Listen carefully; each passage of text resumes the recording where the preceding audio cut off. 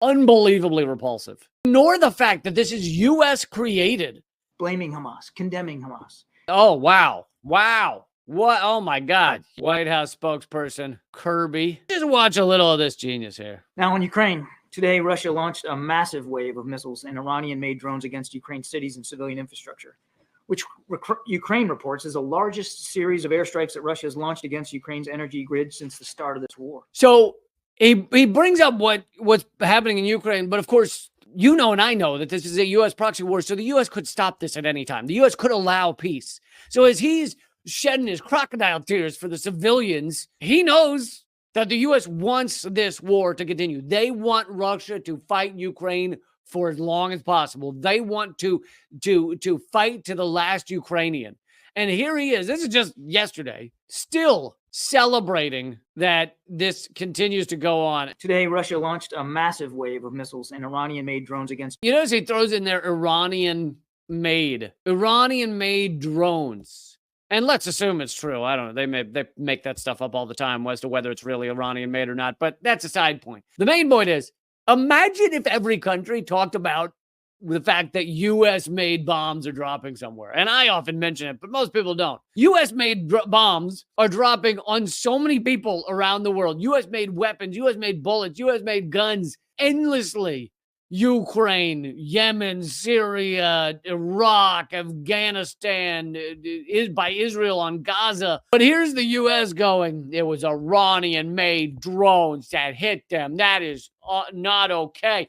I even brought you the story the other day, how 80% of the foreign parts in Russia's missiles, the ones Russia is using, 80% of the foreign parts are from the U.S. So there's U.S. parts in Russia's missiles and bombs. And the U.S. is just arming the world. That's how they make billions and billions of dollars, selling these arms to the world. A lot of it does not end up in the hands that it was intended initially. So the U.S., says we're sending arms to Ukraine. Apparently, even CNN and CBS covered the fact that 70% of the arms the U.S. was sending Ukraine were not ending up on the Ukraine front line because they were just getting sold into the black market, etc. Ukrainian officials say that at least 10 different regions of their country were struck, leaving more than 1 million homes without electricity. 1 million homes without electricity. Oh, that's interesting. You have, I think, 1 million people across America that are struggling with electricity, struggling to pay those bills, don't have houses. You got like 1 million homeless, sleeping under bridges, sleeping in tents. Do you want to care about them or only Ukrainians without their electricity? Now, here's the thing. I don't support this. I don't want Russia dropping bombs that leave Ukrainians without electricity. But to ignore the fact that this is U.S. created, a peace deal was going to be signed less than a month into this garbage proxy war, and the U.S. and Britain stopped it from happening and have stopped all peace talks after that point. Our hearts go out to all the families of those civilians who were killed, and we're praying for a quick recovery for those who are wounded by these attacks. Yeah. They demonstrate once again. Are you praying for a quick recovery? Yeah. You care a lot for the Ukrainians that you're getting killed. Was it hundreds of thousands? Internal assessments say Ukraine is now using 40 and 50-year-old troops because they don't have young men anymore. And, as someone in my 40s, I don't like calling 40-year-old troops old, but apparently it's pretty old for a soldier. And I understand that because, I've had a great deal of pain in this wrist for days just because I picked up my son. It's all it takes. It's just one little movement. Body's not good over 40. Okay. So I get 40 and 50-year-old troops. That's old. That's some old troops. And that's what they're resorting to in Ukraine because we are just making sure they fight to the last Ukrainian. Enjoying watching them die is what the U.S. government is doing. The attacks do. How vital it is that we continue to provide Ukraine with air defense systems and capabilities, interceptor missiles, the tools that they need to protect themselves and their infrastructure. Mr. Putin's not waiting. He's not sitting on his hands. He's making lethal use of every single minute available to him while our own Congress refuses to act. So he's trying to get Congress. He's trying to get this bloodthirsty, insane Congress to send more money to Ukraine to kill more Ukrainians.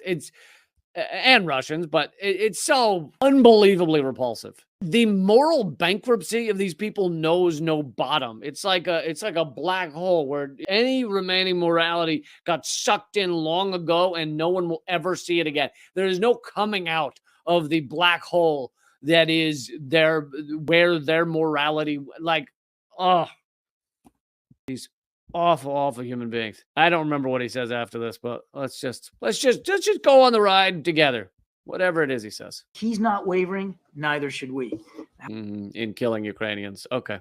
House of Representatives must pass the National Security Supplemental as soon as possible.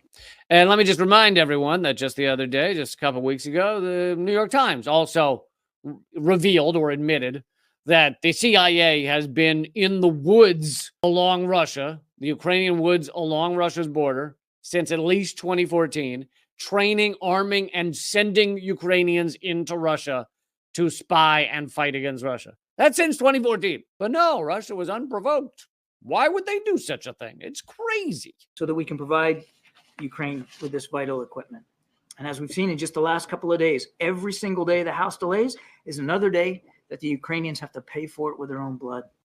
Oh, yeah. You care a lot about Ukraine's blood, don't you? Mm-hmm. Now, also today, the United States put forward a resolution at the UN Security Council that supported ongoing diplomatic efforts aimed at securing an immediate ceasefire in Gaza as part of a hostage deal. Of course, not admitting that Israel has 10,000 Palestinian hostages, just that Hamas has hostages. Notably, the resolution condemned Hamas for the October 7th attacks, which we believe is long overdue, blaming Hamas, condemning Hamas, especially in light of the UN's recent report confirming that Hamas engaged in conflict-related sexual violence. It's actually not what the report said. With regard to our findings of circumstantial information and does not on its face prove the fact in issue. There's actually been no evidence of sexual violence. No, we could not verify any sexual violence. Again, and I've said this every time, that doesn't mean it didn't occur.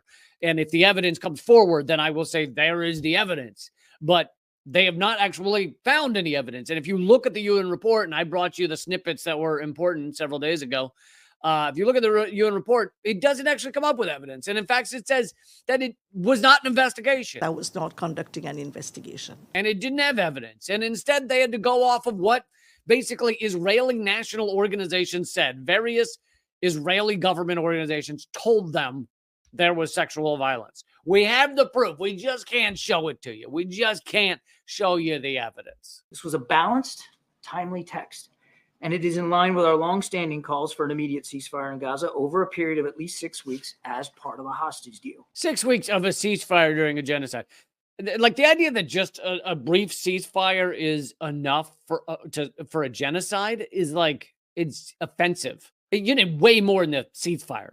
You need Israel to be prosecuted in The Hague for war crimes, for genocide. That would be a response. Like a 6 week, oh, we're just going to take a breather from the genocide, just a quick ethnic cleansing, pause, and then we can get back to ethnic cleansing. We can get back to war crimes, back to atrocities, but we'll take a breather. Oh, wow. Wow. What? Oh, my God. You're Mother Teresa. I know she had some issues. You are a angel. Amazing that how lucky of us to have this great statue of a human being, this just the epitome of what is all that is good among humans. You and the Biden administration, thank God you're here to educate us on how to be ethical as you support, arm, fund a genocide. Thank you for that.